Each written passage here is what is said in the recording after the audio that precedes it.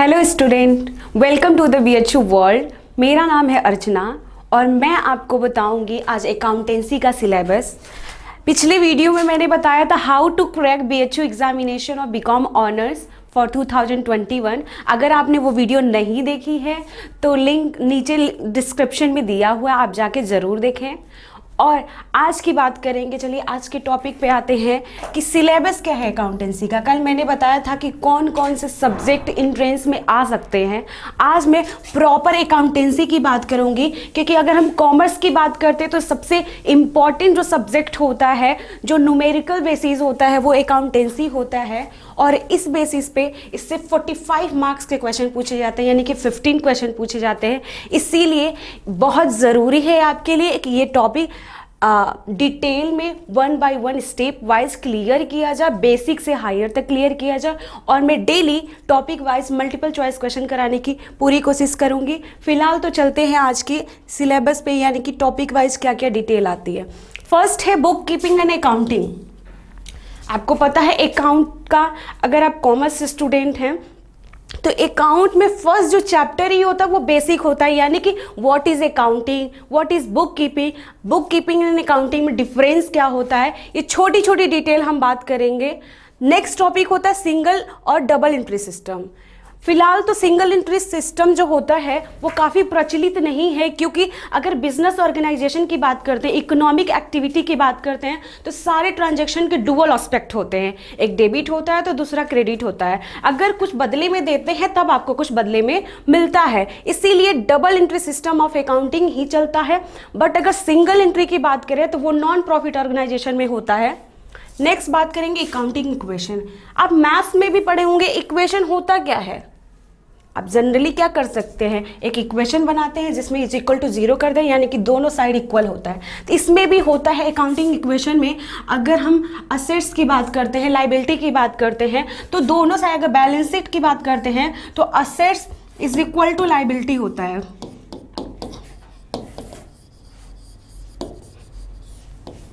तो इसका मतलब ये होता है कि कोई भी इक्वेशन जब हम बनाते हैं तो both side equation should be equal.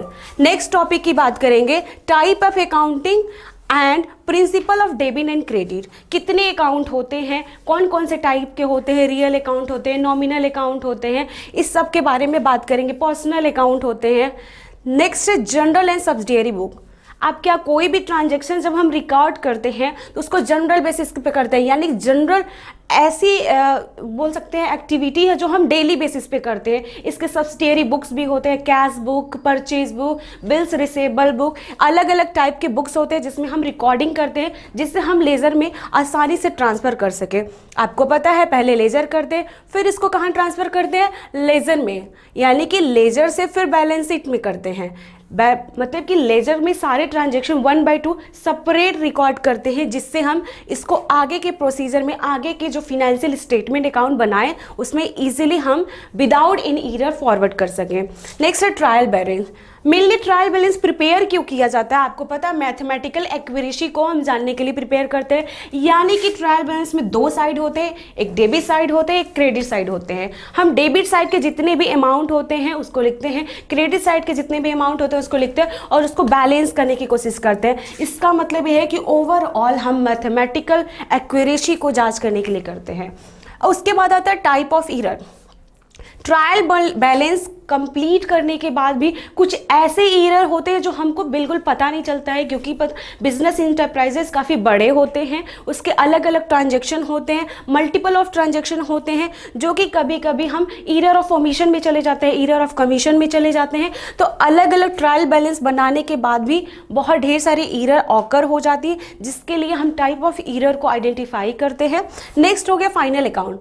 Final account में है कि कौन कौन से अकाउंट प्रिपेयर किए जाते हैं जिससे हम फिनेंशियल पोजीशन को जान सके, यानी कि बिजनेस का जो स्क्रीनिंग पॉइंट है उसको जान सके, जिसके लिए प्रॉफिट एंड लॉस बनाते हैं, बैलेंस शीट बनाते हैं। Agency and contingency. Agency in contingency होता क्या है, जब जो इंडस्ट्री होता है खुद अपना जो गुड्स होता है ना सेल करके किसी थर्ड पार्टी को हायर करता है और उससे सेल करवाता है, बिजनेस का ग्रोथ करवाता है, उसमें आता है एजेंसी एंड कॉन्साइनमेंट। इसके बारे में हम वन बाय वन डिटेल में हम डिस्कस करेंगे। नेक्स्ट टॉपिक है यूटिलाइजेशन ऑफ प्रीमियम अकाउंट। जितने भी प्रीमियम अकाउंट बनते हैं उसका क्या क्या यूज़ है, इसके बारे में वन बाय वन हम डिस्कस करेंगे। फिलहाल तो अभी नेक्स्ट टॉपिक पर चलते हैं। एजेंसी एंड कॉन्साइनमेंट मैंने पिछली बार ही बता दिया है। अब बात करेंगे बैंक रिकॉन्सिलेशन स्टेटमेंट। होता क्या है, जब बिजनेस एक्टिविटी होती है तो कहीं ना कहीं बैंक से रिलेटेड होती है, क्योंकि इतने ढेर सारे कैश हम खुद कैरी नहीं कर सकते, तो हम क्या करते हैं, बैंक पासबुक से और जो बिजनेस का कैश बुक होता है उससे हम रिकॉन्सिल करने की कोशिश करते हैं, स्टेटमेंट को मिलाने की कोशिश करते हैं, देखते हैं कि कोई एरर तो नहीं है। अगर डेबिट बैलेंस वहाँ पे है तो क्रेडिट बैलेंस यहाँ पे इक्वल आना चाहिए। Next, bills of exchange and check.